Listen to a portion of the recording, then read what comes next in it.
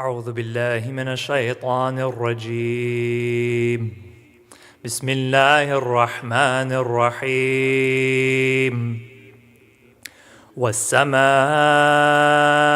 ذات البروج واليوم الموعود وشاهد ومشهود قتل أصحاب الأخدود النار ذات الوقود إذ هم عليها قعود وهم على ما يفعلون بالمؤمنين شهود وما نقموا منهم إلا أن يؤمنوا بالله العزيز الحميد الذي له ملك السماوات والأرض والله على كل شيء شهيد إن الذين فتنوا المؤمنين والمؤمنات ثم لم يتوبوا فلهم عذاب جهنم ولهم عذاب الحريق إن الذين آمنوا وعملوا الصالحات لهم جنات تجري من تحتها الأنهار ذلك الفوز الكبير إن بطش ربك لشديد إنه هو يبدئ ويعيد وهو الغفور الودود ذو العرش المجيد فعال لما يريد هل أتاك حديث الجنود فرعون وثمود بل الذين كفروا في تكذيب والله من ورائهم محيط بل هو قرآن مجيد في لوح محفوظ صدق الله العلي العظيم صلوات على محمد وآل محمد. Jazakallah, thank you. Thank you, Dr. Mustafa Jafri, for the Quran recitation. سلام کے لیے میں درخواست کرتا ہوں جناب سید اظہر صاحب سے کہ وہ آئیں اور مولا کی بارگاہ میں اپنا کلام پیش کریں. بر محمد وآل محمد صلوات.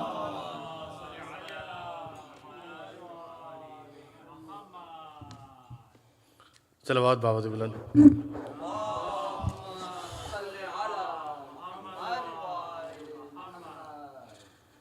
ربائی پیش کروں گا، اس کے بعد مصائب کی کچھ وہ صلوات بھی بعد میں.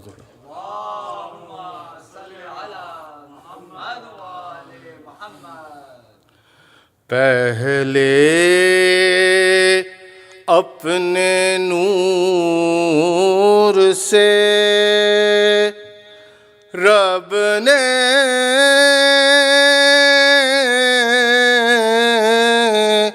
بنائے پنجتن،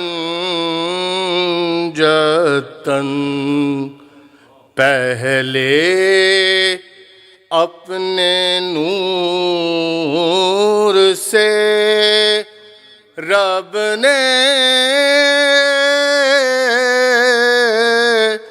بنائے پنجتن، پھر زمین پر صورت قرآن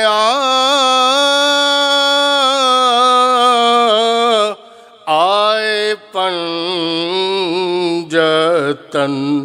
پھر زمین پر صورت قرآن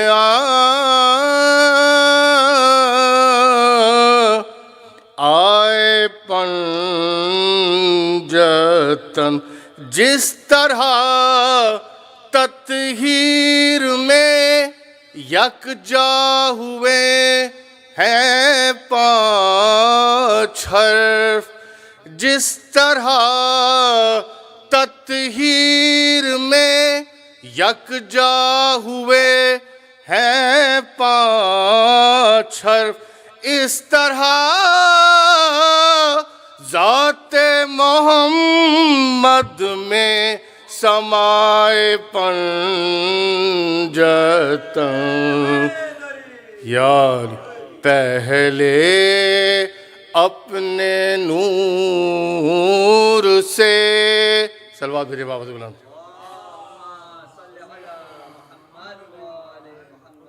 میں صاحب کی کچھ شعر پیش کروں گا. صلوات بھیجے بابا سے بلند.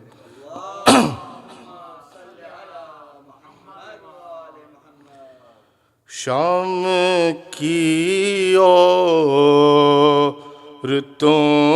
ایک وعدہ کرو, شام کی عورتوں ایک وعدہ کرو, روز قبر سکینہ پہ آؤ گی تم, شام کی عورتوں ایک وعدہ کرو, جب تلک لوٹ کر میں نہ آؤں, آ کے شمع جلاؤ گے تم, شام کی عورتوں ایک وعدہ کرو, صورت شاہدی بے کفن بھی میرے جیسی اسیر محن بھی, خالی کرتے میں مدفون غربت مثل اصغر رہی بے کفن بھی, کیا کفن کی طرح روز چادر اس لحد پر چڑھاؤ گی تم, شام کی عورتوں ایک وعدہ کرو, ہم نے زندہ سے پائی رہائی, اب بہن پاس ہوگی نہ بھائی, بات اتنی سی بس یاد رکھنا, میری بچی ہے غم کی ستائی, تم نے بازار میں تو ستایا, اب نہ اس کو ستاؤ گی تم, شام کی عورتوں ایک وعدہ کرو, اور قبر بے کس پہ آنسو بہانے, حال قید ستم کا سنانے, قافلہ کربلا کو چلا ہے, اس کے بابا کا چہلم منانے, اتنا کہہ دو ہماری طرف سے, اس کا چہلم مناؤ گی تم, شام کی عورتوں ایک وعدہ کرو. صلوات بھیجے بابا سے بلند.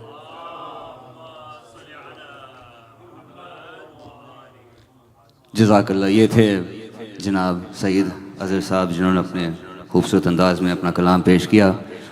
سو سلام مرسی کے لیے میں درخواست کرتا ہوں جناب صفت کاظمی صاحب سے کہ وہ آئیں اور مولا کی بارگاہ میں اپنا سو سلام مرثیہ پیش کریں. بر محمد وآل محمد صلوات.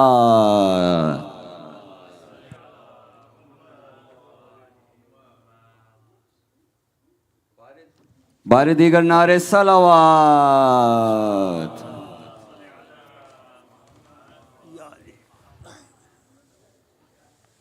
بر حبیب خدا ختم الانبیاء نعرے صلوات.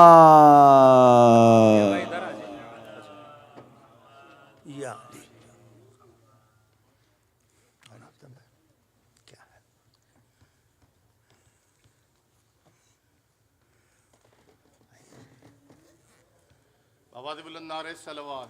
اللہم صلی علی محمد وآل محمد. ایک باواز بلند سلوات. اللہم صلی علی محمد وآل محمد.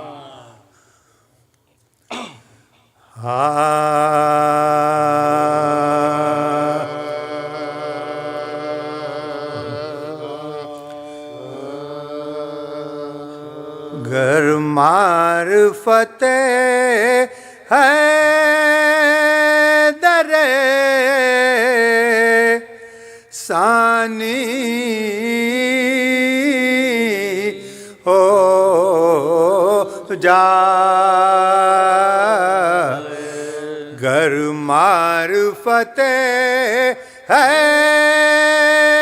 در ثانی ہو جا، کچھ اور ہی انداز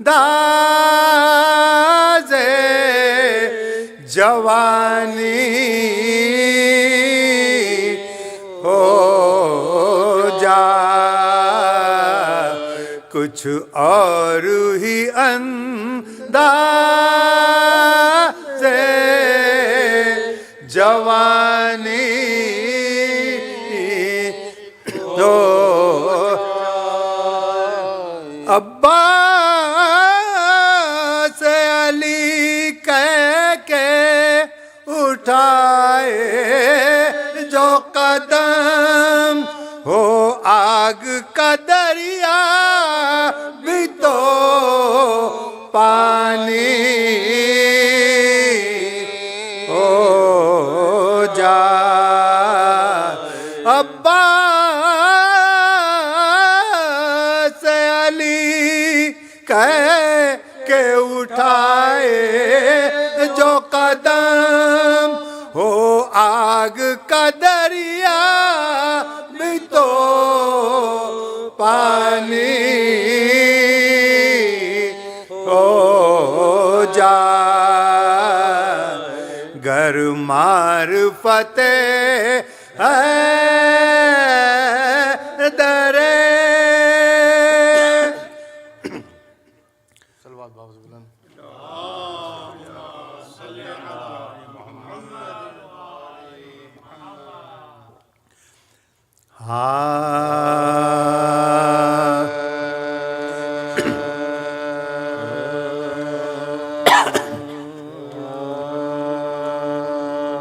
غم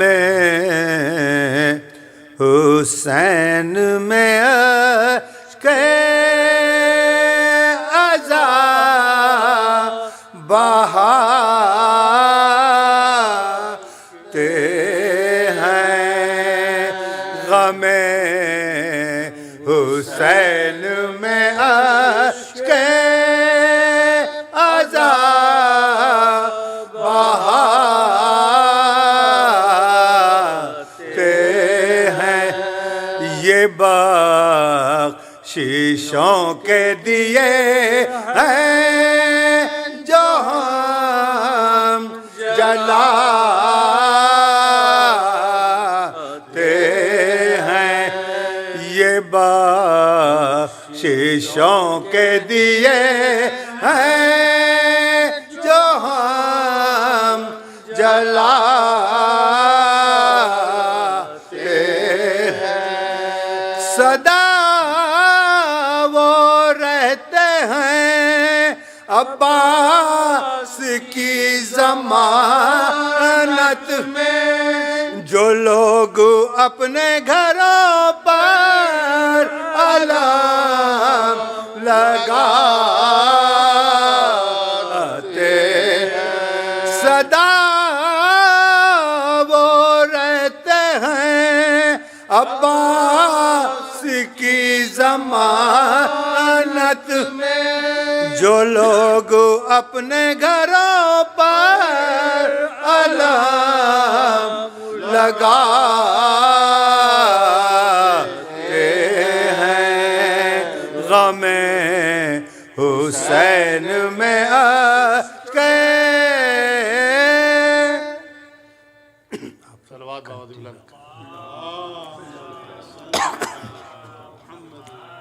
کوئی بات نہیں. سلام کے چند شعر پیش کروں گا. پہلی دفعہ پڑھ رہا ہوں میرے خیال سے. کہاں لگایا ہوا نشان رکھا ہے میں نے. صلوات بابا دیولان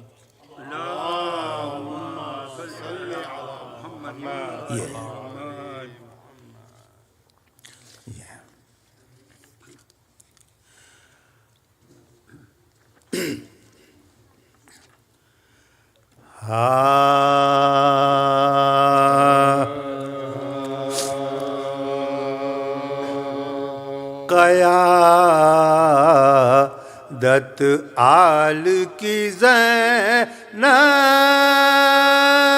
نے کی حسین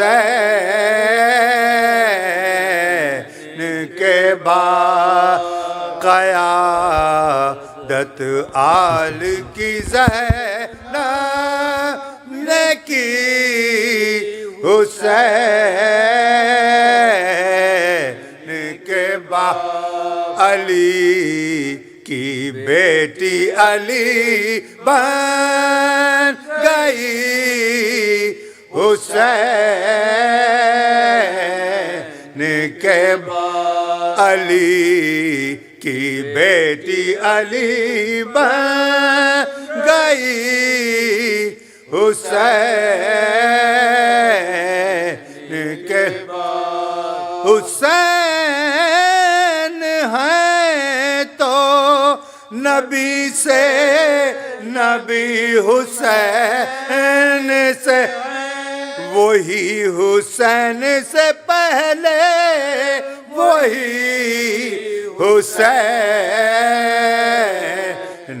کے بعد وہی حسین سے پہلے وہی حسین کے بعد قیادت آل کی زینب نے کی حسین کے بعد نبی کی آل سے بیعت طلب کرے کو کسی میں پھر نہ یہ جرات ہوئی حسین کے بعد کسی میں پھر نہ یہ جرات ہوئی حسین کے بعد قیادت آل کی زینب نے کی حسین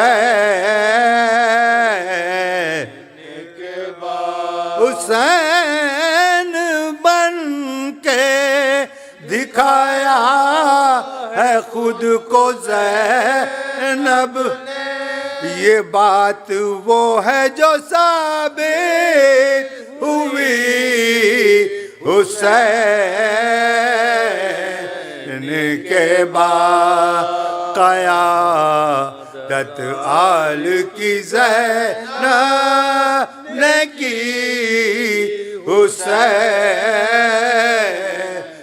کے بعد یزیدیت کے مٹانے کو ہر زمانے حسینیت کی ضرورت رہی حسین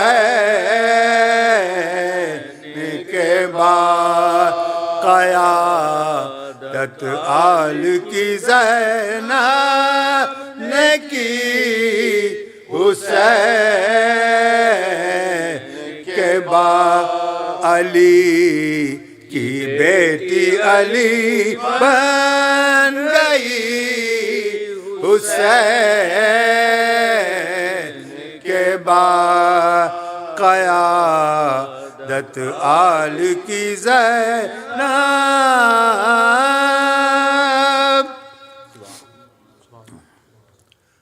فاتحہ.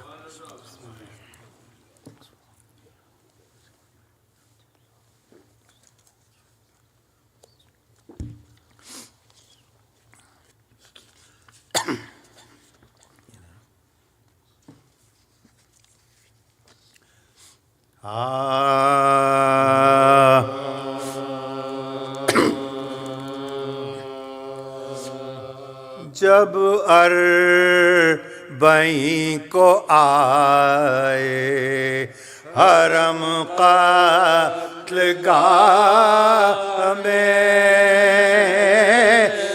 تاریک آسمانوں زمیں تھی نگاہ، پہنا تھا شکل کعبہ لباس سیاہ، گیسو کھلے تھے سو گئے شہید الہ میں، گیسو کھلے تھے سو گئے شہید الہ، روئیں جو شاہزادیاں منہ ڈھانپ ڈھانپ کے، لاش حسین رہ گئی بس کانپ کانپ کے، لاش حسین رہ گئی بس کانپ کانپ، یوں خاک پر پڑا تھا مراقبۃ آزاد، جدا تھے لاشوں کے اور دست و پا، بے گور و بے کفن تھے شہیدان کربلا، کوئی کسی کی لاش پا جز بے کسی نہ تھا، کوئی کسی کی لاش پہ جز بے کسی، افتادہ خاک پر تھا سلیمان کربلا، پر جبرائیل کا تھا نہ دامان کربلا، پر جبرائیل کا تھا نہ دامان کربلا، یوں پہلوئے حسین میں تالاش، بانچھوں میں دودھ لپا انگوٹھا گلے میں، وقت قضا ملا تھا جو اس کو نہ کھولے ہوئے دہن تھا وہ رش کے میمونی، کھولے ہوئے دہن تھا وہ رش کے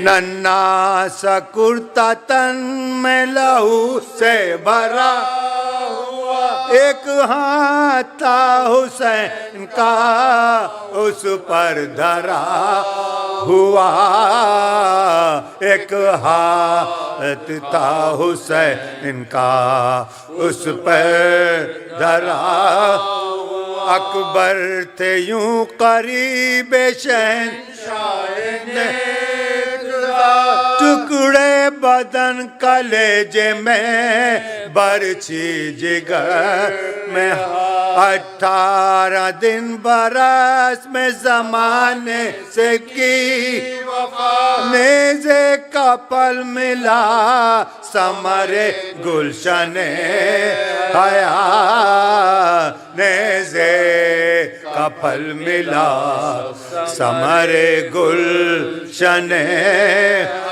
فرزند پیاسے تھے پسرے بوترا، دو چاند پہلوؤں میں تھے ایک آفتاب کے دو چاند پہلوؤں میں تھے ایک آفتاب ناگاہ کے نگاہ حرم نے کیے دیکھا پڑا ہے لاشائے عباس نے سینے پہ مشک لاش کے پہلو میں دو ہر دم وہاں نے زخم سے کہتا ہے وہ یہ بات ہر دم دہان زخم سے کہتا ہے وہ سینے پر تلک ہے نشانی سکے پر در دریغ تشنا دہانی سکینہ کی پرور دریغ تشنا دہانی سکینہ جس دم یہ حال گنج شہیداں نظر بانوں نے لاشائے علی اصغر اٹھا چادر سے پوچھا سوکھا ہوا دودھ بچوں کا مردے کے منہ کے بوسے لیے اور یہ کہا مردے کے منہ کے بوسے لیے اور یہ تم سے بچھڑ کے میں رہی فریاد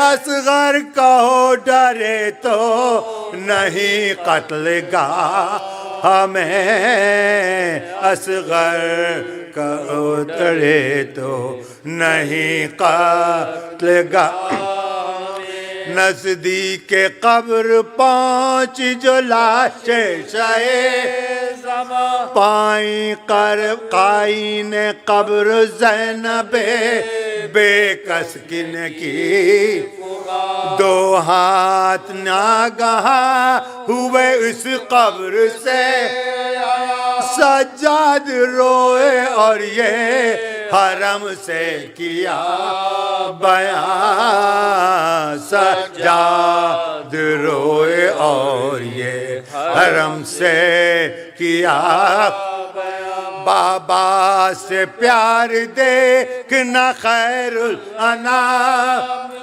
یہ ہاتھ رسول علیہ السلام کے یہ ہاتھ ہیں رسول علیہ السلام پھر آئی اس مزار سے عابد کو یہ اے نائب حسین فدا تجھ پہ منہ رکھ دے ہمارے ہاتھوں پہ لاشا حسین لاشا نبی کے ہاتھوں پہ عابد نے رکھ دیا لاشا نبی کے ہاتھوں پہ عابد نے رکھ پھر عرض یہ نبی سے بجانے ملوک لو نہ جان لو یہ امانت بطول کی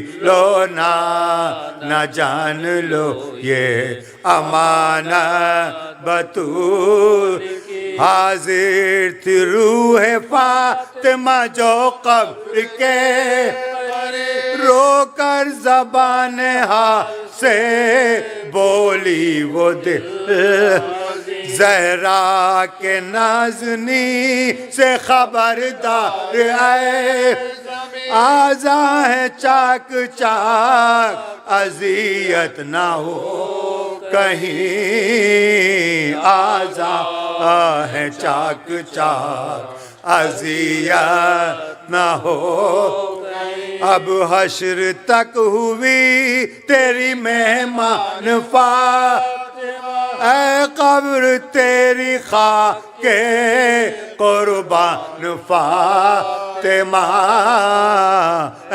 कब्र तेरी खाके कुर्बान फर्जंद मुर्तजा से निगहबान आए, ये रूह है नबी की मेरी जान है, ये भूखा प्यासा है तेरा मेहमान है, शब्बीर दो जहां का है सुल्तान है ज़मीं, शब्बीर जहां का है सुल्तान है, ऐ कब्र मेरी गोद के पाले से हो, ऐ गौर मेरे गेसुओं वालों से हो सियार, ऐ गौर मेरे गेसुओं वाले से हो सियार, जब अरबईं को आए। शुक्रिया शुक्रिया शुक्रिया। मोहम्मद वाले मोहम्मद सलावत।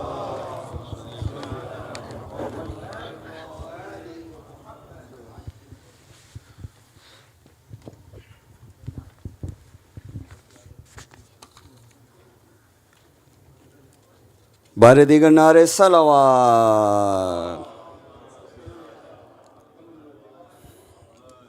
My dear brothers, before we move any further, may I kindly ask all those that are sitting in the middle to kindly come up, and as you do, please recite one more salawat ala Muhammad wa ali Muhammad. Thank you very much. A'udhu billahi minash shaitanir rajeem. Bismillahir rahmanir rahim. Hazreen majlis, khawateen o hazrat, brothers and sisters, assalamu alaikum wa rahmatullahi wa barakatuh. As you know, tonight is the Shab-e Chehlum Arbaeen Majalis, and these majlises will continue up until Thursday night. For tomorrow, which is Wednesday, the day of Arbaeen, the Majalis will start at 7 p.m. before Namaz-e-Maghribain, and it will start with the Amal of Arbaeen, followed by the Ziyarat of Arbaeen, and then Namaz-e-Maghribain, and then followed by the normally scheduled Majlis as the nights before. Thursday, we'll be back to 7:45 p.m. after Namaz-e-Maghribain. After the Arbaeen series, the next series of majalises will commemorate the 28th of Safar, the wafat of our Holy Prophet Muhammad Mustafa sallallahu alayhi wa sallam. Allahumma salli ala Muhammad wa ala Muhammad, and also the shahadat of our second Imam and his grandson, Imam Hossein ibn Ali alayhi salam. Allahumma salli. These majalises will be on September 14th, September 15th, and September 16th. For those that are interested in sponsoring, please see one of our volunteers. You can see Dr. Mustafa Jafri, and they will be more than happy to help you. Bibi Sakina Daycare, the open house for that will be on September 10th from 11 a.m. to 12 p.m. Again, those are for those parents who are interested in enrolling their children from ages 2.5 to 4 years of age. For information on that, you can visit the website, or you can ask one of our volunteers, and they will be more than happy to help you. Sadiq School and Jafriya School registration is also right now is open. For those parents that are interested, please see one of our volunteers, or you can go to sadiqschool.com or jafriyaschool.com for more information. Before we move any further, let us recognize the sponsors for tonight's majalis, and those sponsors. Sallu ala Muhammad wa ala Muhammad. And those sponsors are Dr. Iqbal and Abda Jafri and family, Manzar and Ishrat Abdi, the family from Kabab Paradise, Mr. Uruj and Mrs. Fatima Aftab, Mr. and Mrs. Suhail Ahmad, Mrs. Nigat Mirza, Brother Ali Hussain, Sayyid Abbas Murtaza, Dr. Muzaffar Hadawi and family, and Kazim Hussein and family, for their marhumin, for your marhumin, and for those that have no one to recite for them Surah Fatiha.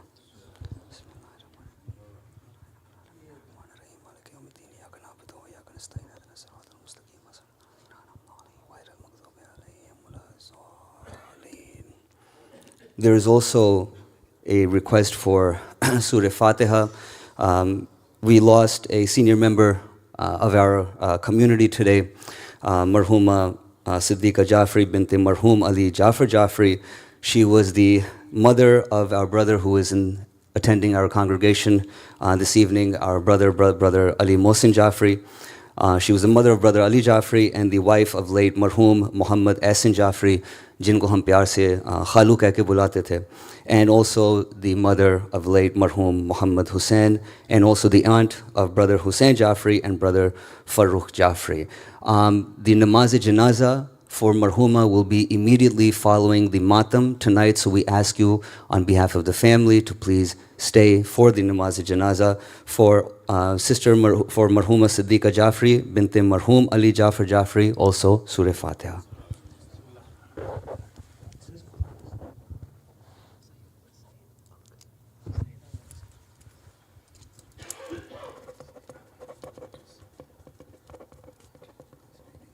We ask Allah subhanahu wa ta'ala to increase the blessings of the sponsors for this evening's majalis and to increase the darjat of the marhum. And with that, I would like to invite Maulana Sayyid Hussein Al-Qazwini to the pulpit to address tonight's majalis. Please welcome him with salawat ala Muhammad wa ali Muhammad.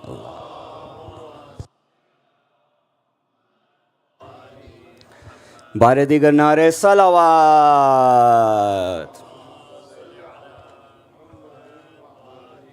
बर हबीब खुदा ख़त्मुल अंबिया इमाम ज़माना बुलंद तर सलावात.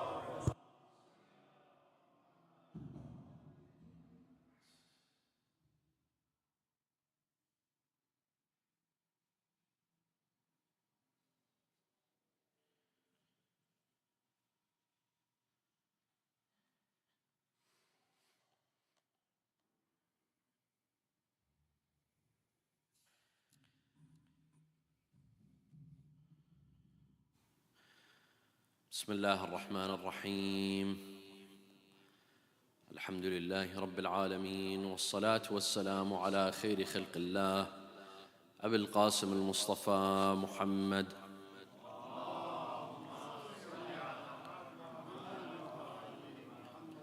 وعلى أهل بيته الطيبين الطاهرين،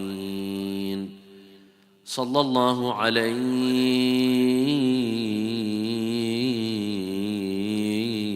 يا سيدي ويا مولاي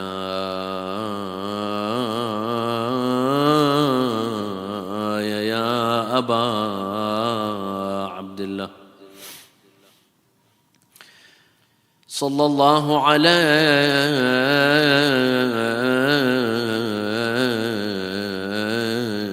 يا سيدي يا ابن رسول الله،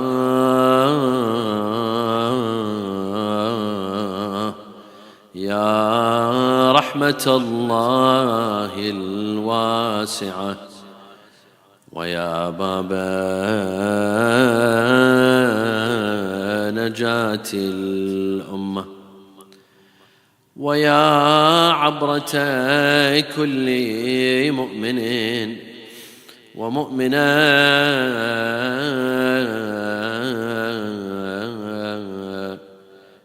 يا ليتنا كنا معكم سادتي فنفوز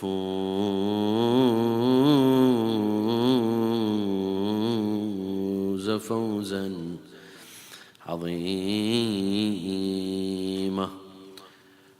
أعوذ بالله من الشيطان الرجيم، بسم الله الرحمن الرحيم.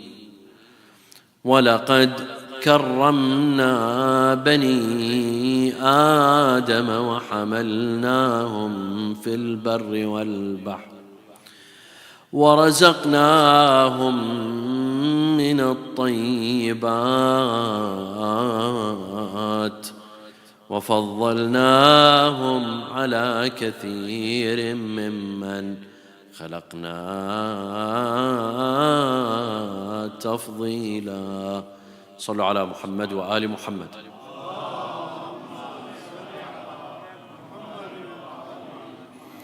In Islam, we believe that all human beings are born with dignity and with honor. It comes at the moment that they're born. All human beings, despite their race, despite their ethnic background, despite what language they speak, despite what religion they were born into, at the moment that they are born with dignity and honor and respect. And this dignity and honor, it entails rights, specific rights that are God-given at the moment of birth. These are natural rights deserved by every human being, despite their race, their nationality, their religion, their ethnic background, which school of thought they follow. They have that distinct dignity and honor. Lest a human being performs an act, performs a behavior that allows that dignity to go away. Lest that human being takes away his own honor and own dignity and own respect. Otherwise, by default, Allah subhanahu wa ta'ala has created all human beings with honor, dignity, and respect. Today, my dear friends, there is a new principle that is being discussed in the Islamic seminaries.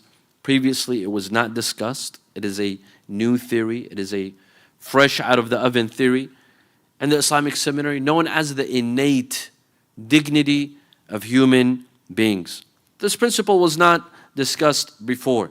You will not find it in the writings, for example, of a Shaykh al-Tusi or a Shaykh al-Saduq or a Sayyid al-Murtada. You won't even find it in, for example, in the writings of Sahib al-Jawahir or Shaykh al-Ansari. This is something very fresh, very new.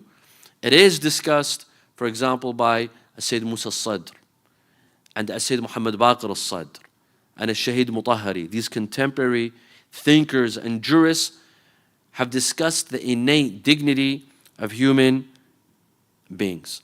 Now, what is the proof and evidence for this theory? Sallu ala Muhammad wa ali Muhammad.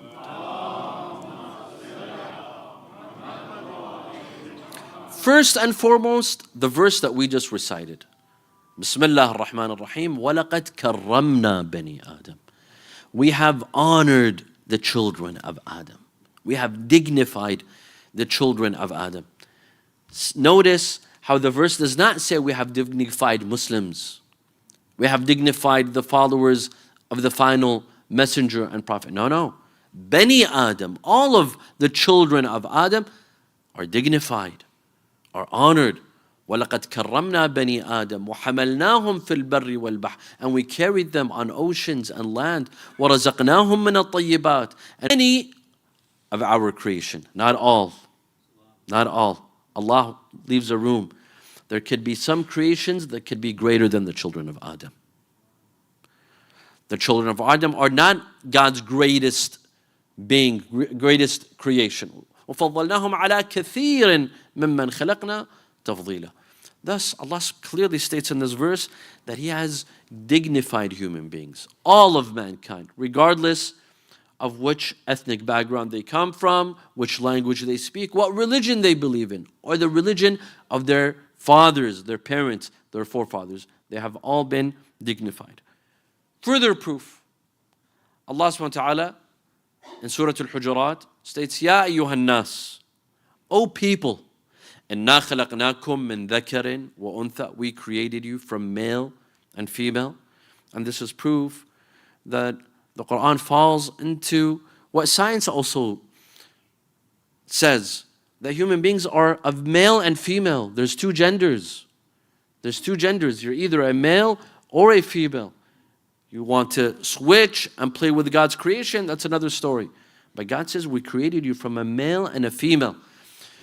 إِنَّا خَلَقْنَاكُم مِّن ذَكَرٍ وَأُنثَى وَجَعَلْنَاكُمْ شُعُوبًا وَقَبَائِلَ لِتَعَارَفُوا. And we made you into nations and tribes so that you may meet, so that you may get to know one another, work together, understand one another.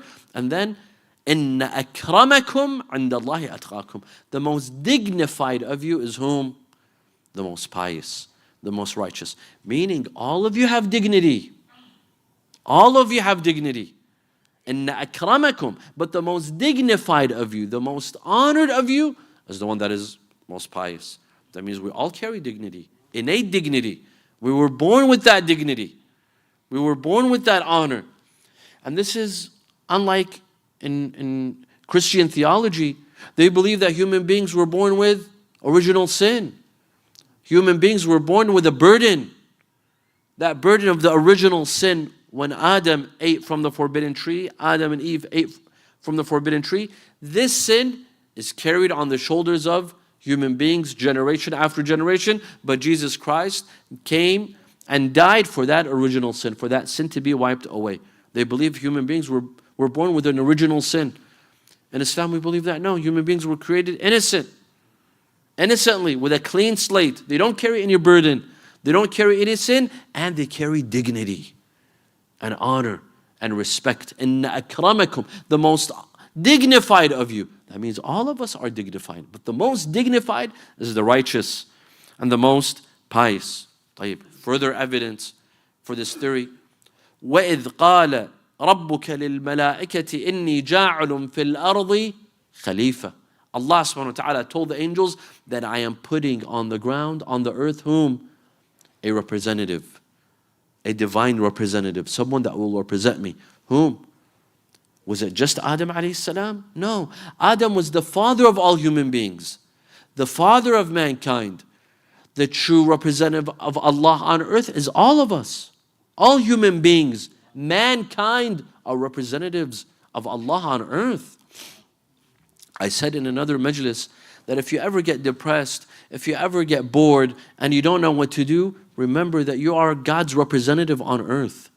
We are representing Allah Azza wa Jal on this earth. Imagine if you are told you represent your city in Congress. Would you have time to be bored? Would you have time to go on vacation? You'll have a lot to do. Why? If you represent your city. Now imagine if you represent God on earth. And this is what we do. This is how Allah subhanahu wa ta'ala created us. إِنِّي جَاعِلٌ فِي الْأَرْضِ خَلِيفَةً.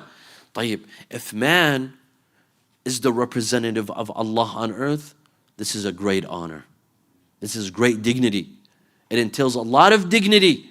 All human beings, they are representatives of Allah. Yes, there are some that take up the responsibility of representing Allah on earth, and there are some that forego this responsibility. They don't live up to the standard. They don't live up to this responsibility. But the fact that human beings represent Allah on earth, this means dignity and honor for all human beings. طيب. More proof. ثم قلنا للملائكة اسجدوا لآدم فسجدوا. When Allah created Adam, He asked the angels to prostrate towards Adam. Why? Just because he's Adam, or because he's the father of all human beings? This was the sujood of angels for mankind, for humankind, for man. They prostrated to him. And this entails a lot of dignity and honor for Allah Azza wa Jal to ask His angels, who are a pure creation, a creation that never sins, never disobeys, to ask them to perform sujood for mankind. This is a lot of honor and dignity and respect for mankind. طيب. More proof. Allah says, فَإِذَا سَوَّيْتُهُ وَنَفَخْتُ فِيهِ مِنْ رُوحِي فَقَعُوا لَهُ سَاجِدِينَ. When I make man and I blow into him from my spirit, then fall into sujood for him. Man carries the spirit of Allah Azza wa Jal. We carry the spirit of Allah. This is not just Adam. Adam is the father of all human beings. But the spirit of Allah is carried in Adam and in every human being. Does this or does this not entail dignity and honor and respect for all human beings? طيب. More More proof and evidence. Allah says, إِنَّا عَرَضْنَا الْأَمَانَةَ عَلَى السَّمَاوَاتِ وَالْأَرْضِ. We gave this great responsibility, the amana, this great trust. We offered it to the sun and the moon and the earth. إِنَّا عَرَضْنَا الْأَمَانَةَ عَلَى السَّمَاوَاتِ, the skies. عَلَى السَّمَاوَاتِ وَالْأَرْضِ وَالْجِبَالِ. We offered this great responsibility to the skies, to the earth, to the mountains, but they all refused to carry this important trust, important responsibility. فَأَشْفَقْنَا بِنْهَا فَأَبَيْنَ أَن يَحْمِلْنَهَا وَأَشْفَقْنَا مِنْهَا وَحَمَلَهَا الْإِنسَانِ. But man decided to carry this divine trust. A trust, a responsibility that could not be carried by the skies, by the earth, by the mountains, but it was carried by mankind, by humankind. Allah subhanahu wa ta'ala entrusted us with a divine trust, with a great responsibility. What is this great responsibility? Mufassirun have various opinions. Al-Allama Tabatabai in Tafsir al-Mizan, he says this is al-wilaya al-ilahiyya, the divine authority. Allah subhanahu wa ta'ala trusted us to carry this wilaya on earth. This entails respect. This entails honor. This entails dignity. Sallallahu ala Muhammad wa ala Muhammad. We in Islam, my dear brothers and sisters, we believe that all human beings have dignity and honor, including non-Muslims. If anyone tells you otherwise, they are mistaken. Even non-Muslims carry honor, respect, and dignity. One day, Amir al-Mu'mineen alayhi salam was walking in the streets of Kufa when he was the official Khalifa at the time. He was walking in the streets of Kufa, he saw a beggar. So he asked, "Ma hadha? What is this?" He didn't ask, "Who is this?" He asked, "What is this?" Why? Because during the days of Amir al-Mu'mineen, there was no poverty. Amir al-Mu'mineen made sure that there is no poverty when he was the ruler. So he asked, "What is this? Why do I see a beggar in the streets of Kufa?" So they told him, "Ya Amir al-Mu'mineen, innahu Nasrani." He's a Christian man. Not a big deal. He's not a Muslim. He's a Christian man. Amir al-Mu'mineen was upset. He was upset. So what if he's a Christian? ما أنصفتموه استعملتموه حتى إذا كبر وعجز تركتموه. He said, you did not do him justice. When he was young, you made use of him. You took advantage of him. Now that he's old, you leave him to beg in the streets. اجروا له من بيت المال. Put him a salary from the treasury. This is honor and dignity. Whether you're a Christian or a Muslim or a Jew, they all have dignity in the eyes of Ali ibn Abi Talib and in the eyes of Islam. Amir al-Mu'mineen is known for his famous saying, فَالنَّاسُ صَنْفَانِ إِمَّا أَخٌ لَكَ فِي الدِّينِ أَوْ نَظِيرٌ لَكَ فِي الْخَلْقِ. People are of two kinds. Either they're your brethren in faith or they're your brethren in humanity. They're all your brethren. This entails honor and dignity. Rasulullah sallallahu alayhi wa alihi. Allahumma salli ala Muhammad wa ala Muhammad. During his days, when he was the head of the state in the Muslim Ummah, there were dhimmis. Dhimmis were Christians and Jews who had a peace treaty with the Muslim government, and they were peaceful. They would pay tax the same way that Muslims would pay tax. Rasulullah would protect them the same way that he protected the Muslim population. And he would say, مَنْ آذَى ذِمِّيًّا فَأَنَا خَصْمُهُ يَوْمَ الْقِيَامَةِ. He who hurts a dhimmi, a Christian or a Jew, living in a Muslim society, in a Muslim country, I will stand against him on the day of judgment. He will have to face me on the day of judgment. Why? Because they have honor and dignity. Imam Sadiq alayhi salam one day was sitting with He was sitting with a group of companions. Someone mentioned a Zoroastrian, Majusi. Zoroastrians, in their faith, according to their religion, it is permissible to marry your sister. It is permissible to marry your mother. In their faith. So one individual in the company of Imam al-Sadiq alayhi salam, he said, this person is an adulterer. He's a fornicator. Imam al-Sadiq told him, Meh, stop. What are you saying? He said, Ya Rasulullah, this person is a Majusi. He's a Zoroastrian. And we know what they do. They marry their mothers and their sisters. Imam al-Sadiq said, no, don't say this. لِكُلِّ قَوْمٍ نِكَاحٍ. in every religion there's a form of marriage. And we respect that. If that is allowed in their marriage, we respect that. We're not allowed to call them adulterers.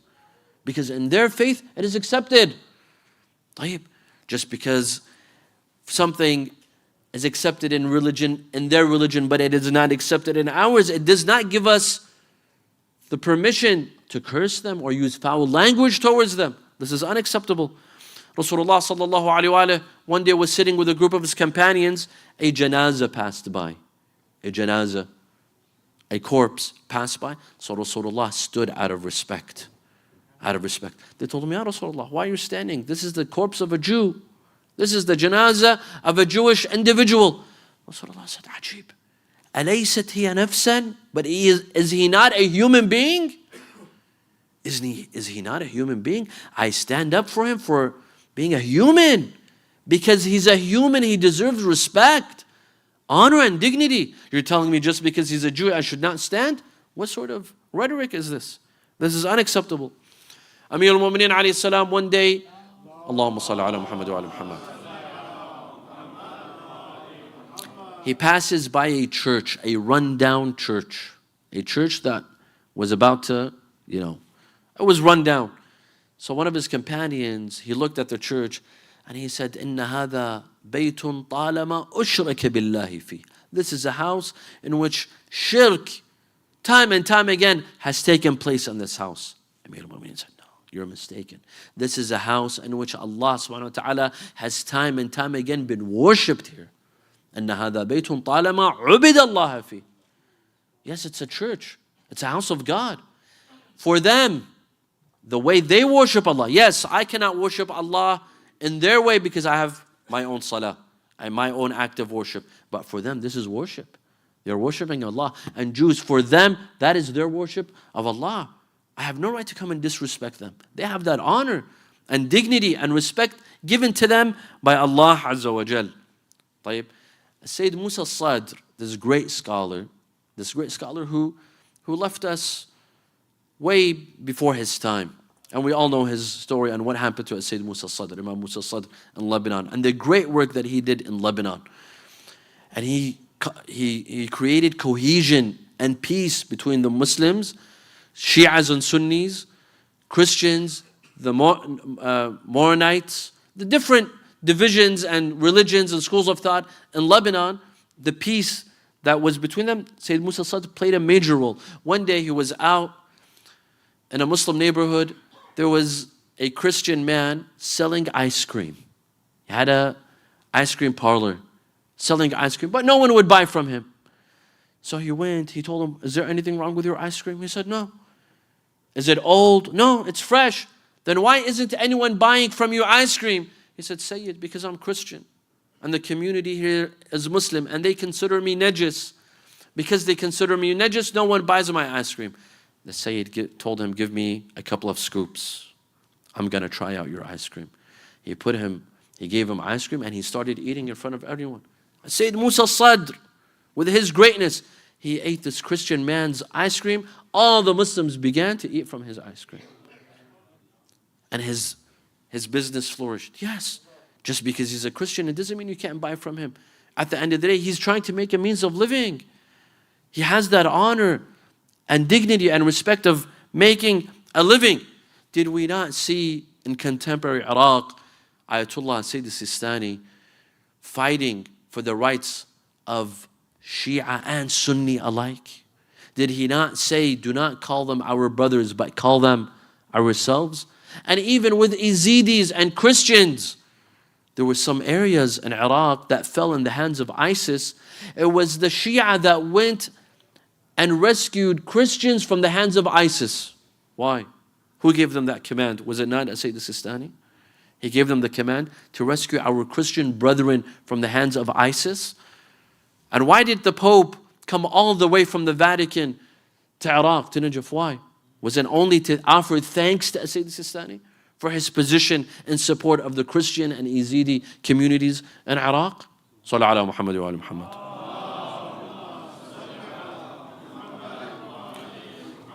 Thus, this idea, this theory of human dignity, innate human dignity in Islam. That every human being is born with that dignity, with that respect, with that honor. Now let me give you examples of Islamic laws that were meant to preserve human dignity. That was the objective. The objective of those laws, the purpose was to preserve human dignity. For example, Hurmatul Ghiba. Why is Ghiba haram? Backbiting and gossiping. Why is it haram? Because you're mentioning someone behind their back in a way that they displease, in a way that they don't. And by the way, most of us are guilty of ghiba. Most of us are guilty of ghiba. Unfortunately, we take it lightly. Even those who are religious, they don't drink, they don't eat pork, they don't gamble, they pray on time, they pray their salah, but unfortunately, when it comes to ghiba, we take it very lightly. Mentioning people in an ill manner, mentioning them behind their back, in a way, what is ghiba? Mentioning your brother or sister in a way that if they were to hear you, they would be upset. That is ghiba. Why is ghiba haram, my dear friends? Why? Because it takes away a person's honor and dignity. Allah subhanahu wa ta'ala has given people honor and dignity. You strip them away from that honor by performing ghiba. This is one.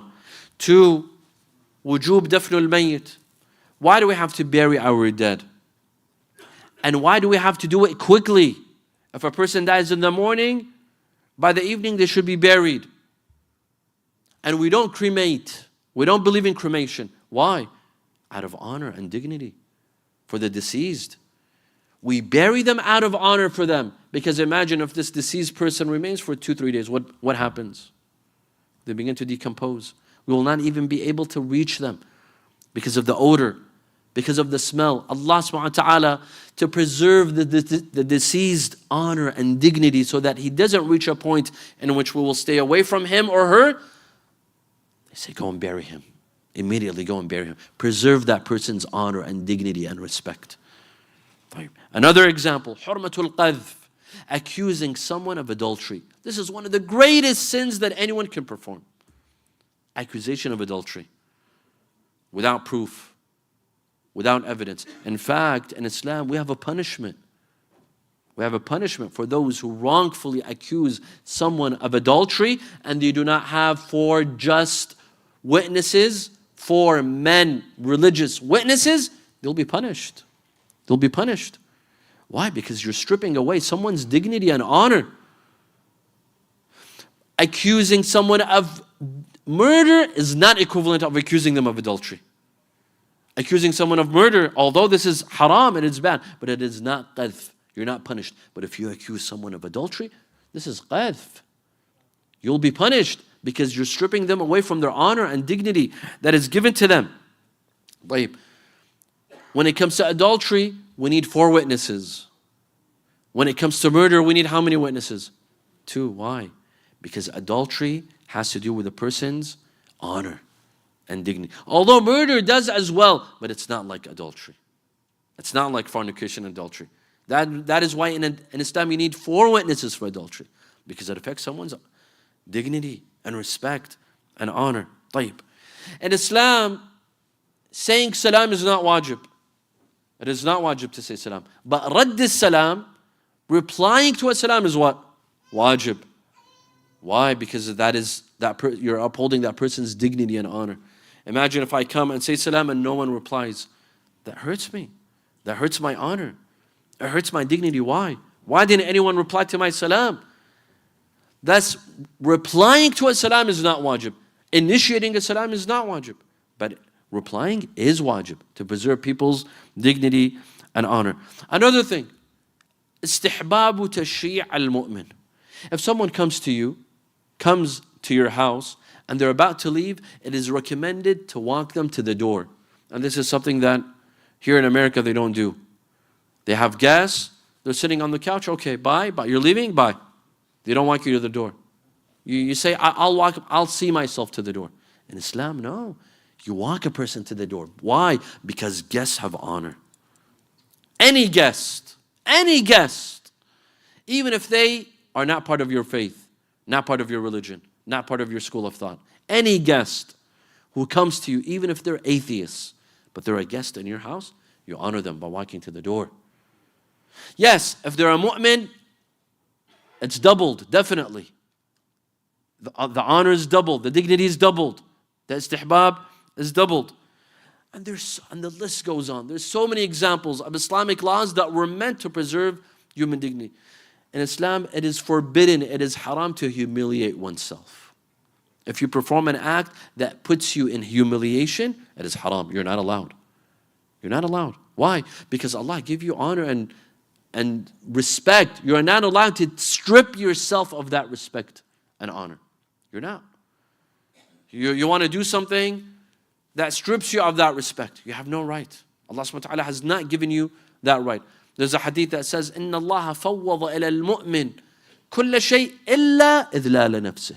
Allah has given freedom to mu'mineen to do as they please, except to disrespect themselves, to humiliate themselves. You cannot humiliate yourself. To do something, and it's relative. It's relative. What is humiliating, that is relative. But you cannot. And so on and so on. Even seeking knowledge. Seeking knowledge in Islam is mandatory. طَلَبُ الْعِلْمِ فَرِيضَةٌ. Why? To preserve one's dignity. By seeking knowledge, by knowing, by understanding, by having knowledge, you're preserving your dignity and honor. Imagine if you go to a place, everyone's knowledgeable, everyone knows how to read and write and carries knowledge, but you're the only one that doesn't know how to read and write.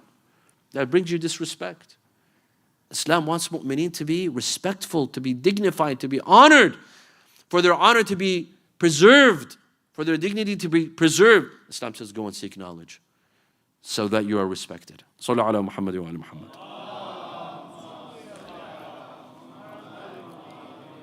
Today, my dear friends, there's a discussion in Hawza. It's a very serious discussion that can we form a principle? Can we form a juristic principle called the principle of innate human dignity? What does this principle, if we make a principle, what does it mean? It means that if there's any law in Islam that contradicts innate human dignity, we'd have to put that law aside. We'd have to put that law on hold. Do we have such a principle or not? Scholars today, they're discussing this. Some say yes, some say no, and the arguments, academic arguments, they're taking place as we speak. So for example, to say that non-Muslims are najis,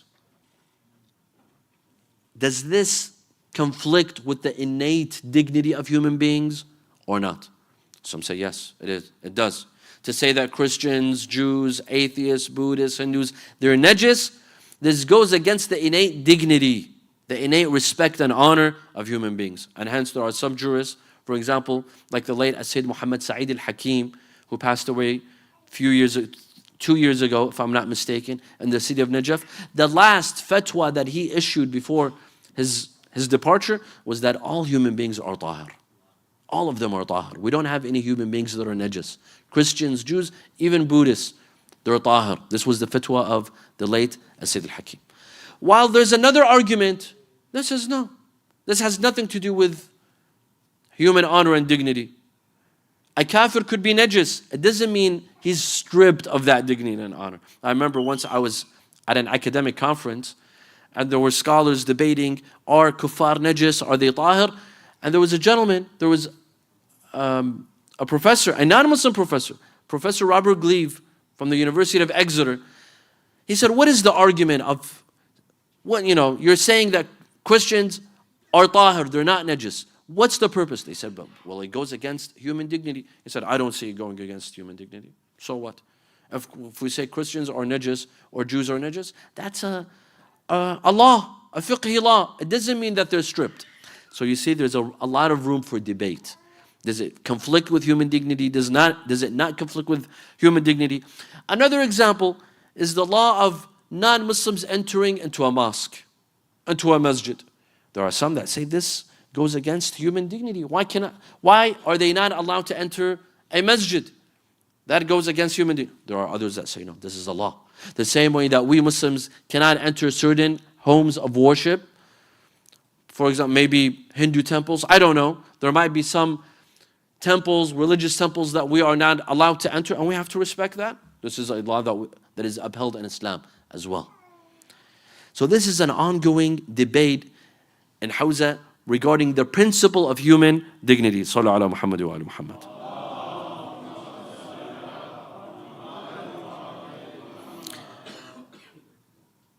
At the end of the day, we believe that all human beings, the gist of the theory, that all human beings have honor and have dignity. As Sayyid Musa Sadr from Lebanon, who we mentioned earlier, one day went to a church for all nuns, all women. There were nuns and women. Sayyid Musa Sadr was very charismatic in his lectures, in his delivery style, in his looks, very tall, very handsome, very scholarly, very charismatic.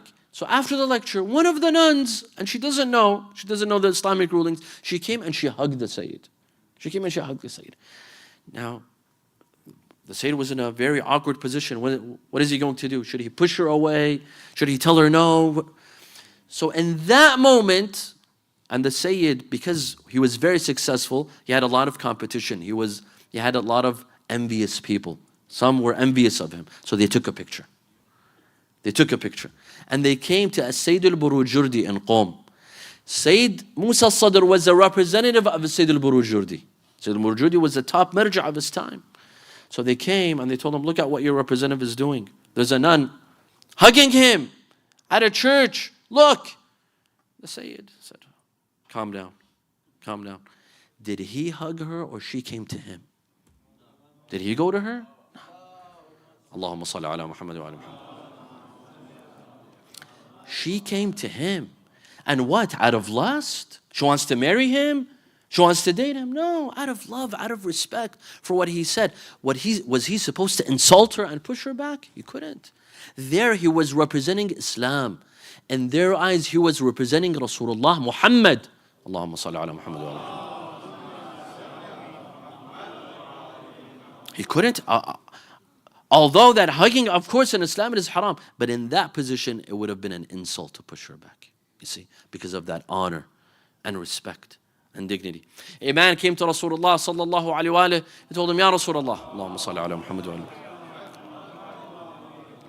Ya Rasulullah, I've converted, but my mother refuses to convert. What should I do? Should I cut off my ties with my mother? Should I stop speaking to her? Should I leave the house? Should I move out? What should I do? Rasulullah told him, no, do not move out. Don't go anywhere. Stay with your mother. Stay in the house and show her more respect. Now that you're a Muslim, show her more respect, more honor, more dignity. The mother was harsh. Her son had converted to Islam. How dare he convert to Islam? He came and he showed her more kindness than he was in the past. More respect, more honor. She told him, why have you changed? Why have you changed? He said, the religion that you forbid me from converting to, my religion preaches to me to show you more respect and more. She said, if that is the case, then ashhadu an la ilaha illallah wa ashhadu anna Muhammadan Rasulullah.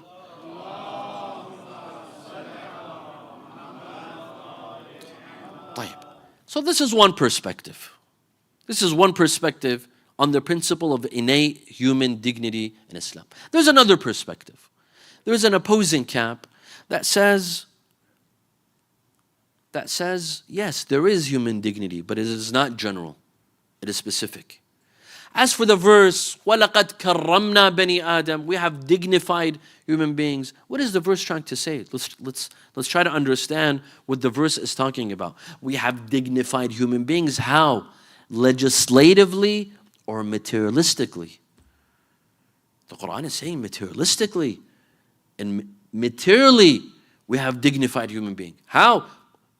وَحَمَلْنَاهُمْ فِي الْبَرِّ وَالْبَحْرِ, and we carried them on ocean, on land. وَرَزَقْنَاهُمْ, you see, this is material. We dignified them by giving them everything, by offering mankind everything. All of this was created for mankind, to be pleased. But is mankind pleased? Never. Never. Allah subhanahu wa ta'ala has created this entire universe for my service, for your service, for all of our service, but we still complain. We're still not pleased. The verse is saying that we have dignified human beings materialistically, that we provided them with everything. We've created this earth, the skies, the moon, the cattle, the animals, the mountains, the rivers, the ocean, all for human beings. This is the dignity and honor. It is material. So this is one. Another argument is that the verse, when it says, وَلَقَدْ كَرَّمْنَا بَنِي آدَمَ, it is speaking about a specific group. Those who believe, not those who reject.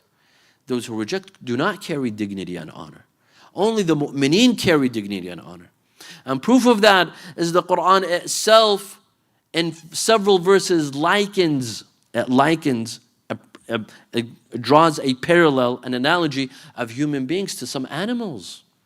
The Quran says that some human beings can be worse than animals. أُولَٰئِكَ كَالْأَنْعَامِ بَلْ هُمْ أَضَلُّ. Some human beings are worse than animals. They're deaf, they're blind, they're dumb. They have لَهُمْ قُلُوبٌ لَا يَفْقَهُونَ بِهَا. They have eyes, but they don't see. They have ears, but they don't hear. They have minds, but they don't use. Some human beings are like this. They don't want to see the truth. No matter how many times you want to show them the truth, they just don't want to see the truth. They're blind to the truth. These people, they're worse than animals. Allah says, أُولَٰئِكَ كَالْأَنْعَامِ, they are like animals and even worse. بَلْ هُمْ أَضَلُّ. Allah says in some verses that some human beings are like dogs. مَثَلُهُ كَمَثَلِ الْكَلْبِ إِن تَحْمِلْ عَلَيْهِ يَلْهَثْ أَوْ تُتْرُكْهُ يَلْهَثْ. Some dogs, of course, some are trained and some, you leave them, they bark at you. You run at them, they bark at you. There are some human beings that are similar. The Quran says some human beings are like donkeys. كَمَثَلِ الْحِمَارِ يَحْمِلُ أَسْفَارًا in Surah Al-Jumu'ah. Thus, which human beings have been dignified and honored? Those who carry the truth. Those who open their eyes to the truth. Those who know the truth and accept the truth when they see it. Not those who reject the truth. Those who reject the truth have no honor and carry no honor. Another argument is that yes, human beings are born with innate dignity and honor, lest they give up that honor and dignity by their own choice. There are some human beings, they abandon their honor and dignity by choice, by disbelieving in the truth, by rejecting the truth, knowing the truth and rejecting it. Sallallahu ala Muhammad wa ala Muhammad.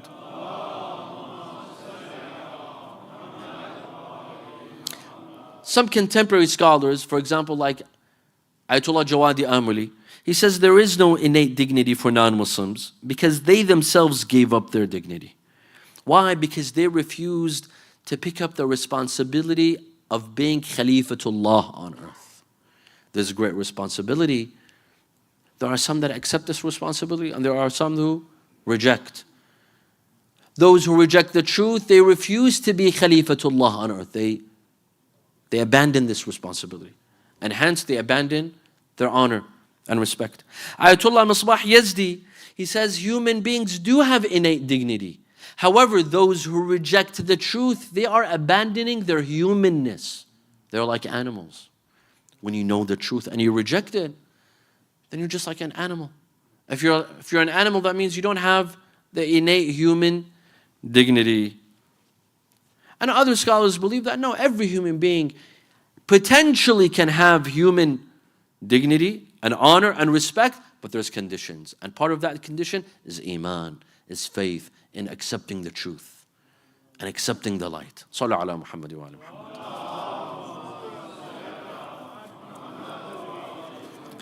Imam Hossein alayhi salam, when he was told that Muawiyah has passed and Yazid has come to power, what was Imam Hussein's argument for not giving allegiance?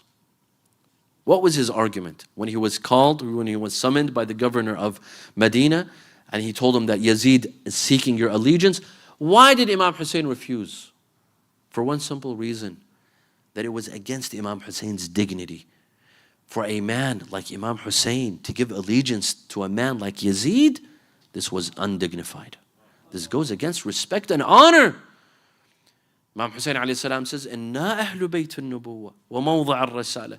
We are the household of Rasulullah. Jibreel would descend in our homes, not the home of Yazid. Bina fatah Allah wa bina yakhtim. Allah began with us and ends with us. And as for Yazid, وَيَزِيد فَاسِقٌ فَاجِرٌ شَارِبٌ لِلْخُمُورِ. Yazid is someone who's corrupt. someone who does not know the sanctity of God's laws, someone who drinks, وَمِثْلِي لَا يُبَايِعُ مِثْلَهُ, and someone like me will never give allegiance to someone like Yazid. It was about honor and dignity. The son of Fatima gives allegiance to the son of Hind, to the grandson of Hind. Where's the honor in this? Where's the dignity in this? A person like Yazid will come and sit on the minbar of Rasulullah. That is disgraceful. Disgraceful for this ummah that allowed a person like Yazid to sit on the minbar of Rasulullah sallallahu alaihi wasallam. That is why he would say, فَإِنِّي لَا أَرَى الْمَوْتَ إِلَّا سَعَادَةً. Death with dignity for me is much better than life without honor and without dignity. If death means dignity, then I will choose 1,000 deaths like this. Because it means dignity and honor and respect. I uphold my dignity that was given to me by Allah. فَإِنِّي لَا أَرَى الْمَوْتَ إِلَّا سَعَادَةً. For me, death is nothing but happiness. وَالْحَيَاةُ مَعَ الظَّالِمِينَ إِلَّا بَرَمًا. Life with oppressors is disgraceful. It lacks any honor, it lacks any dignity. And he also said, أَلَا وَإِنَّ الدَّعِيَّ بْنَ الدَّعِيِّ قَدْ رَكَزَ بَيْنَ اثْنَتَيْنِ بَيْنَ السِّلَّةِ وَالذِّلَّةِ وَهَيْهَاتٍ مِنَّ الذِّلَّةِ. Ubaydullah ibn Ziyad has given me two options. Either death, for me to be killed, or for me to face disgrace. And I will never choose disgrace. Hayhat minna dhillah. I will never choose to be humiliated or to be disgraced. This was the message of Imam Hussein. It was a matter of dignity and honor. This was the reason behind his uprising. And we can all agree, whether we accept this principle of innate human dignity or we don't, we can all agree that when a person dies, that person has honor and respect. Even enemies can respect the deceased and the dead.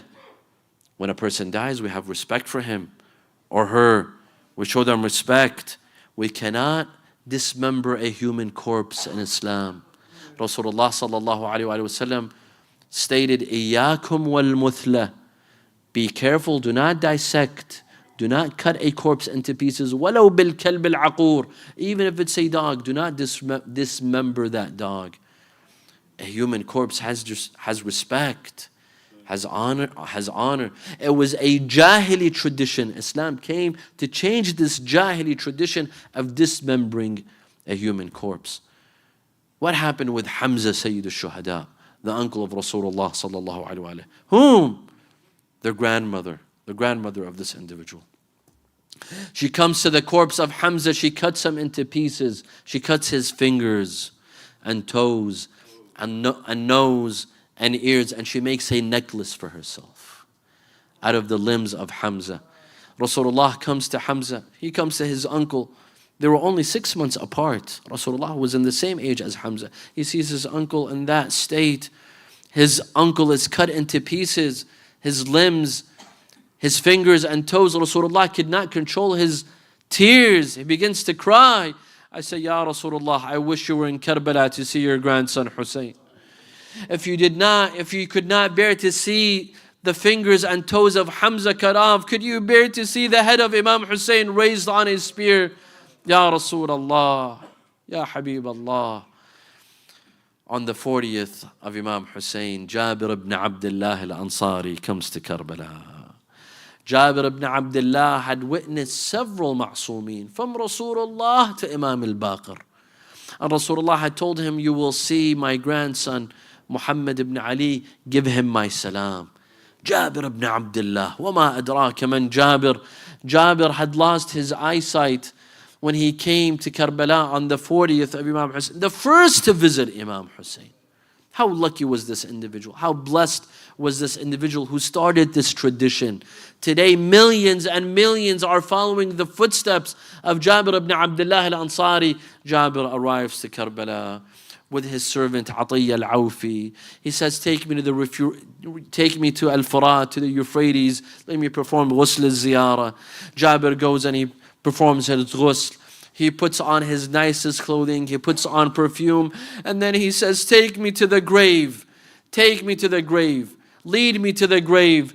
Jabir walks slowly. He shortens his footsteps.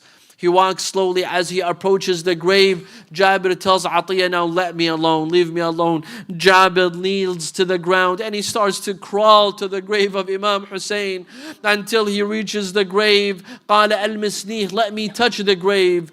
Jabir takes the grave, he starts smelling the sand and he shouts 3 times, Habibi ya Hussein. Habibi ya Hussein, ya Hussein, ya Hussein. 3 times he shouts, Ya Hussein. And then he says, Habibun la yujib habibah. Why is the beloved not answering his lover? Habibun la yujib habibah. Wa anna laka bil-jawab. And how can you return my call? وَقَدْ شُطِحَتْ أَوْدَاجُكَ عَلَىٰ أَثْبَاجِكَ. When they have cut off your veins and separated your head from your body. وَفُرِّقَ بَيْنَ بَدَنِكَ وَرَأْسِكَ فَأَشْهَدُ أَنَّكَ ابْنُ النَّبِيِّينَ. I bear witness that you are the son of the prophets. وَابْنُ سَيِّدِ الْمُؤْمِنِينَ وَابْنُ حَلِيفِ التُّقَى. I bear witness that you're the son of the leader of the believers. وَسَلِيلُ الْهُدَى وَخَامِسُ أَصْحَابِ الْكِسَاءِ وَابْنُ سَيِّدِ النُّقَبَاءِ وَابْنُ فَاطِمَةَ سَيِّدَةِ النِّسَاءِ. وَمَا لَكَ لَا تَكُونُ هَكَذَا وَقَدْ غَذَّتْكَ كَفُّ سَيِّدِ الْمُرْسَلِينَ وَرُبِّيتَ فِي حِجْرِ الْمُتَّقِينَ. He kept on speaking to Imam Hussein, offering his salams and salutations, and then he turned towards the shuhada, the 72 companions of Imam Hussein. Assalamu alaykum ayyuha al-arwah allati hallat bifina al-Hussein. Salam upon you, O the souls who departed in the path of Imam Hussein. And then he said to them, وَالَّذِي بَعَثَ مُحَمَّدًا بِالْحَقِّ لَقَدْ شَارَكْنَاكُمْ فِيمَا دَخَلْتُمْ فِيهِ. I bear witness, I swear by Rasulullah, that we participated with you in your jihad. Atiyah, he said, وَكَيْفَ? How are you saying that we shared with them their jihad? We did not enter any valley, we did not spill our blood, and these gentlemen, their heads were severed from their bodies. He said, yes, I heard Habibi Rasulullah say, من أحب قوما حشر معهم. He who loves a group of people, he will be with them on the day of judgment. Jabir kept on sitting on the grave of Imam Hussein alayhi salam, on the graves of the shuhada. Atiyah al-Awfi, he came, he said, Jabir, I see a dust coming from Ash-Sham. It could be the army of Ibn Ziyad, or it could be anyone else. Jabir says, Ya Atiyah, go and see who it is. If it is the army of Ubaydillah ibn Ziyad, we will go and hide. But if it is my master Imam Zayn al-Abidin, then you are free for the sake of Allah. Atiyah goes. Moments later he comes and he says, Ya Jabir, get up and greet your Imam Zayn al-Abidin. Jabir goes to Imam Zayn al-Abidin. He greets him. Assalamu alayka ya ibn Rasulillah. Ana Jabir ibn Abdullah al-Ansari. I am one of the companions of your grandfather Rasulullah. Imam Zayn al-Abidin says, you're Jabir ibn Abdullah? He said, yes. Ya Jabir, ha huna dhubiha abi. Ya Jabir, here they slayed my father. Ya Jabir, ha huna dhubiha ashab abi. Here they slaughtered our companions. They took our women as captives. Ya Jabir. Imam Zayn al-Abidin had not complained to anyone for 40 days. But when he saw Jabir, he began to tell him about their misery, about their tragedy. Ya Jabir, where were you on the Ashura to see what happened to my father, what happened to my brothers, what happened to my uncle Abbas, what happened to my aunt Zainab? They stripped her of her abba, they stripped her of her hijab. Ya Jabir. The women and children entered Karbala with Imam Zayn al-Abidin. For 40 days they had not Seeing Imam Hussein, they had left the bodies scattered all across the battleground. Now they come back to Karbala and the bodies are buried. Only their graves are remaining.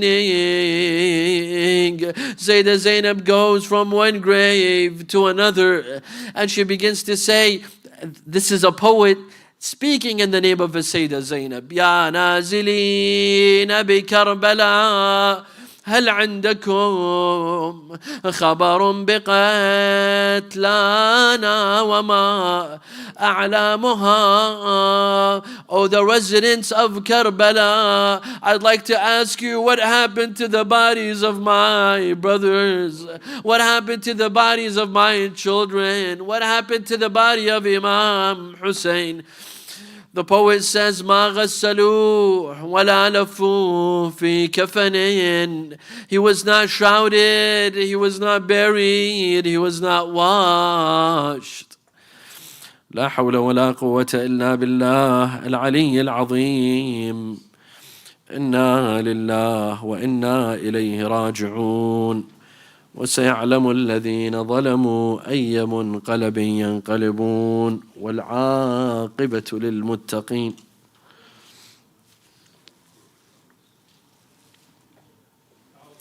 يا حسين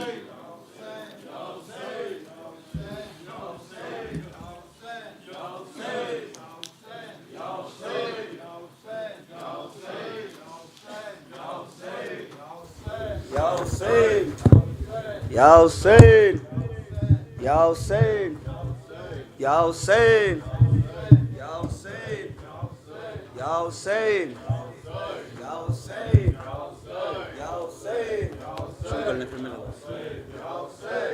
نینوا میں مناتے ہیں قیدی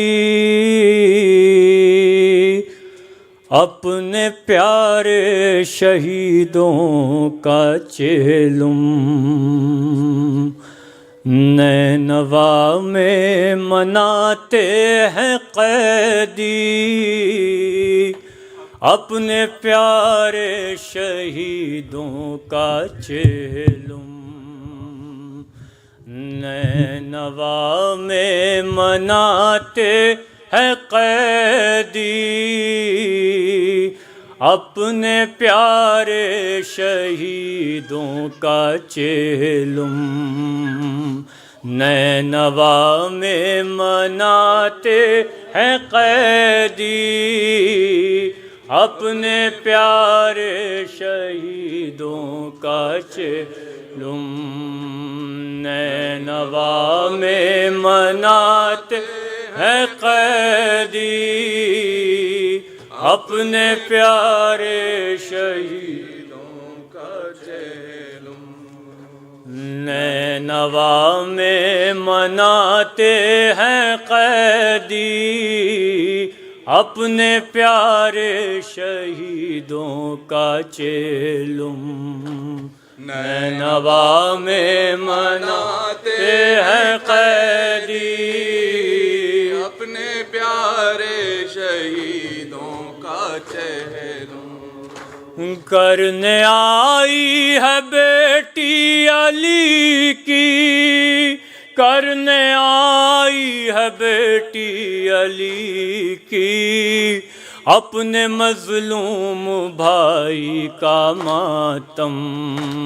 نینوا میں مناتے ہیں قیدی اپنے پیارے شہیدوں کا چہلم. نینوا میں مناتے ہیں قیدی اپنے پیارے شہیدوں کا چہلم. نینوا میں مناتے ہیں قیدی اپنے پیارے شہیدوں کا چہلم. چلتے ناقے سے خود کو گرایا، نوح زینب کے لب پر یہ آیا. چلتے ناقے سے خود کو گرایا، نوحہ زینب کے لب پر یہ آیا، اب تیرا فرش ماتم بچھانے، اب تیرا فرش ماتم بچھانے، چھٹ کے زندان سے آ گئے ہم، نینوا میں مناتے ہیں قیدی اپنے پیارے شہیدوں کا چیلوں، نینوا میں سمجھ کے آپ جناب مولا قیدی اپنے پیارے شہیدوں کا چیلوں، اپنے پیاروں کے مرقد پہ جا کر ایک ایک بی بی کہتی تھی رو کر، اپنے پیاروں کے مرقد پہ جا کر ایک ایک بی بی کہتی تھی رو کر، قید خانے میں رونے نہ پائے، قید خانے میں رونے نہ پائے، آج جی کھول کے روئیں گے ہم، نینوا میں مناتے ہیں قیدی اپنے پیارے شہیدوں کا چیلم، نینوا میں مناتے ہیں قیدی اپنے پیارے شہیدوں کا چیلوں، قبر شبیر پر زہرا جائی رو کے دیتی تھی بس یہ دہائی، قبر شبیر پر زہرا جائی رو کے دیتی تھی بس یہ دعائی، رہ گئی قید میں ہی سکینہ، رہ گئی قید میں ہی سکینہ، کھا گیا اس کو بس آپ کا غم، نینوا میں مناتے ہیں قیدی اپنے پیارے شہیدوں کا چیلم، نینوا میں مناتے ہیں قیدی اپنے پیارے شہیدوں کا چیلوں، جا کے دریا پہ کلثوم بولی مار ڈالا تیرے غم نے غازی، جا کے دریا پہ کلثوم بولی مار ڈالا تیرے غم نے غازی، اس گھڑی یاد تیری ہی آئی، اس گھڑی یاد تیری ہی آئی، جب پھر آئے گئے شام میں ہم، نینوا میں مناتے ہیں قیدی اپنے پیارے شہیدوں کا چیلوں، نینوا میں مناتے ہیں قیدی اپنے پیارے شہیدوں کا چیلوں، قبر اکبر پہ کہتی تھی لیلا کیا سناؤں سفر تجھ کو بیٹا، قبر اکبر پہ کہتی تھی لیلا کیا سناؤں سفر تجھ کو بیٹا، باغی کہہ کے بلاتے تھے شامی، باغی کہہ کے بلاتے تھے شامی، خون روئے ہیں ہر گام پر ہم، نینوا میں مناتے ہیں قیدی اپنے پیارے شہیدوں کا چیلوں، نینوا میں مناتے ہیں قیدی اپنے پیارے شہیدوں کا چیلوں، ایک تربت پہ بیٹھی ہے فروا اپنے قاسم کا پڑھتی ہے نوحہ، ایک تربت پہ بیٹھی ہے فروا اپنے قاسم کا پڑھتی ہے نوحہ، تیرے بن سال کیسے گزارا، تیرے بن سال کیسے گزارا، اشک آنکھوں سے برسائے پہ ہم، نینوا میں مناتے ہیں قیدی اپنے پیارے شہیدوں کا چیلم، نینوا میں مناتے ہیں قیدی اپنے پیارے شہیدوں کا چیلوں، قبر اصغر پہ بانوں پکاری تیری مظلومیت کے میں واری قبر اصغر پہ بانوں پکاری تیری مظلومیت کے میں واری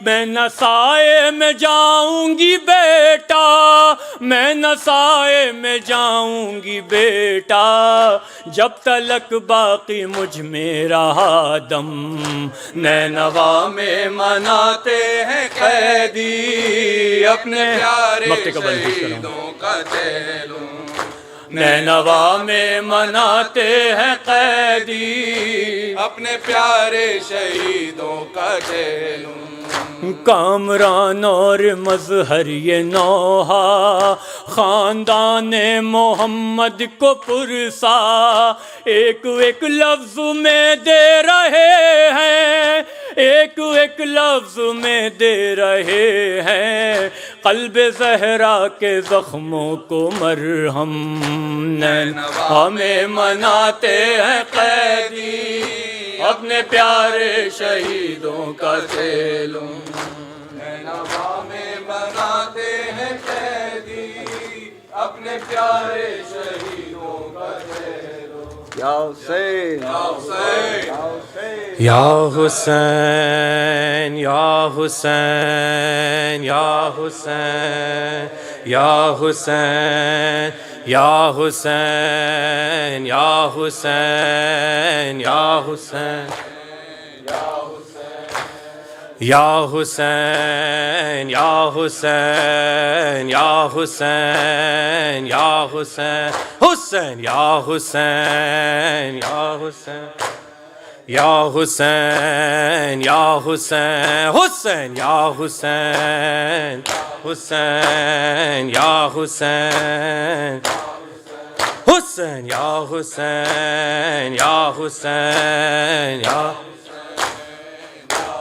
لاشا میرے بھائی کا عریاں ہے سر مقتل لاشا میرے بھائی کا عریاں ہے سر مقتل لاشا میرے بھائی کا عریاں ہے سر مقتل لاشا میرے بھائی کا عریاں ہے سر مقتل لاشا میرے بھائی کا عریاں ہے سر مقتل لاشا میرے بھائی کا عریاں ہے سر مقتل لاشا میرے بھائی کا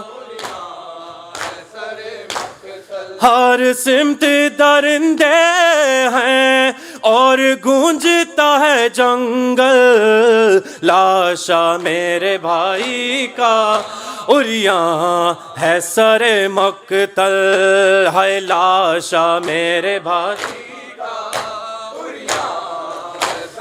ہر سمت درندے ہیں اور گونجتا ہے جنگل لاشا میرے بھائی کا عریاں ہے سر مقتل لاشا میرے بھائی کا عریاں ہے سر مقتل لاشا میرے بھائی کا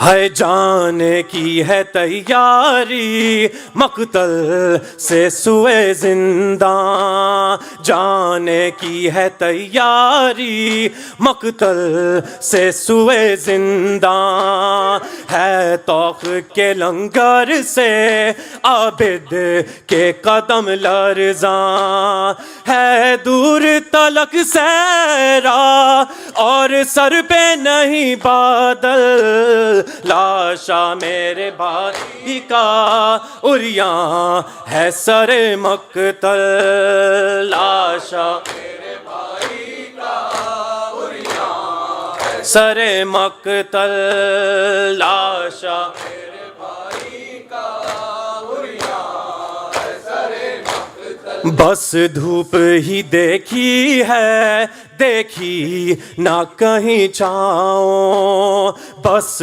دھوپ ہی دیکھی ہے، دیکھی نہ کہیں چھاؤں، رستا ہے لہو ان سے کیسے ہے تیرے پاؤں، شل ہوتی ہے زنجیریں پاؤں نہیں ہوتے شل، لاشا میرے بھائی کا عریاں ہے سر مقتل، لاشا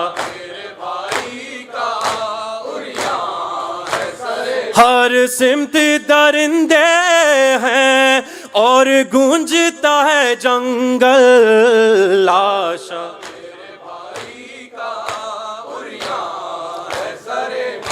ہے کھاتی ہے نہ پیتی ہے، روتی ہے نہ سوتی ہے، کھاتی ہے نہ پیتی ہے، روتی ہے نہ سوتی ہے، جینے کی بھلا یہ بھی صورت کوئی ہوتی ہے، بس منہ تک جاتی ہے ایک ایک کا وہ ہر پل، لاشا میرے بھائی کا عریاں ہے سر مقتل، لاشا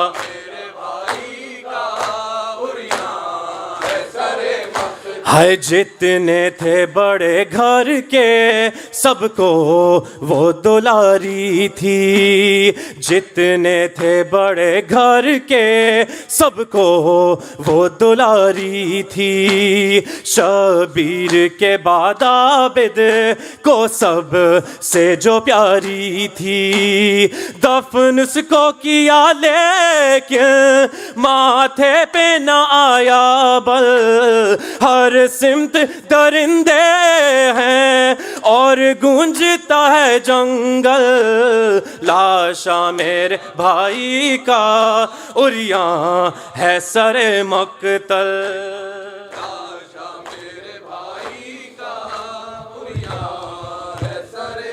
قافلہ جا رہا ہے وطن کے لیے، کربلا میں قیامت کا ایک شور ہے، قافلہ جا رہا ہے وطن کے لیے، کوئی روتی ہے اپنے جوان لال کو، رو رہی ہے کوئی کم سخن کے لیے، قافلہ جا ہے وطن کے لیے، قافلہ ہے وطن کے لیے، اور اپنی بربادیوں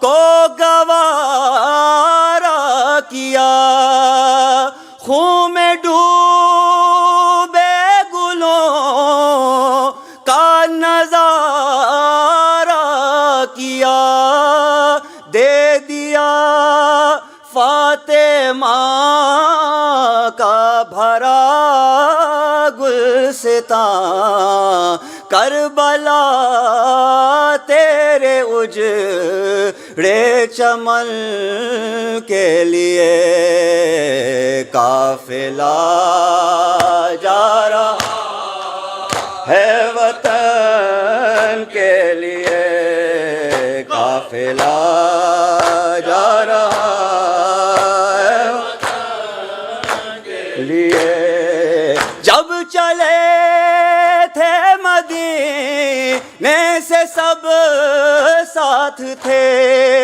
اون و جعفر تھے اکبر تھے پاس تھے جا رہے ہوں مدینے تو کوئی نہیں، اب مصیبت فقط ہے بہن کے لیے، آخر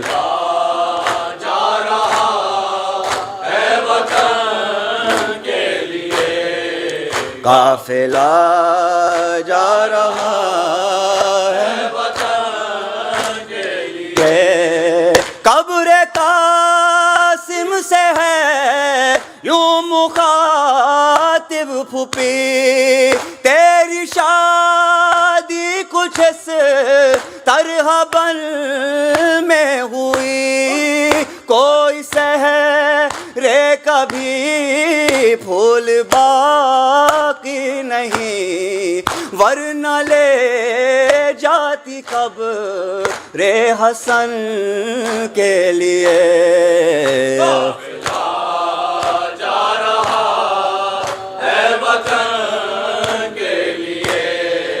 قافلہ جا رہا ہے وطن کے لیے، کوئی چادر نہ تھی کیسی بے داد تھی، ہاتھ ہوتے ہوئے بھی نہ آزاد تھی، کتنی مجبور کر دی گئی تھی بہن اپنے بھائی کے غسل و کفن کے لیے،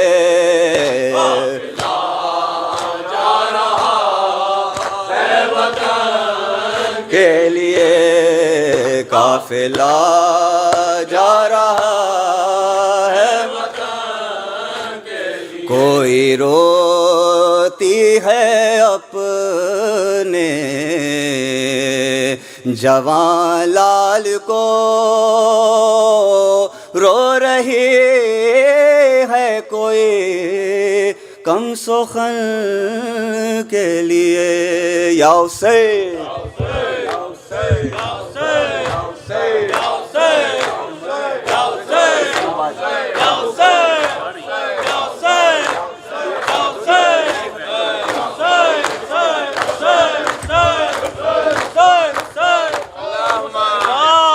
صلی اللہ حضرات. Brothers and sisters, after Matam فوراً اس کے بعد نماز جنازہ ہے. There is a نماز جنازہ. Please, we ask you to please take part in this نماز جنازہ.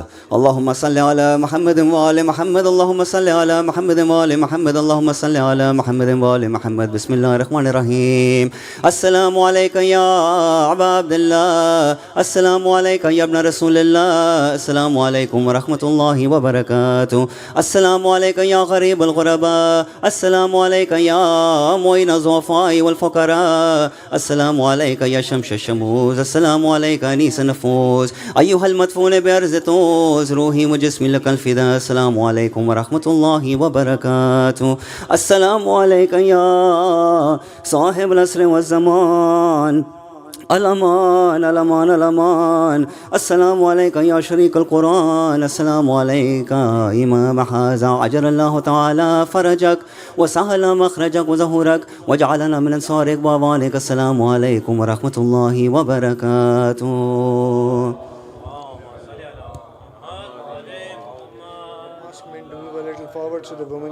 Okay.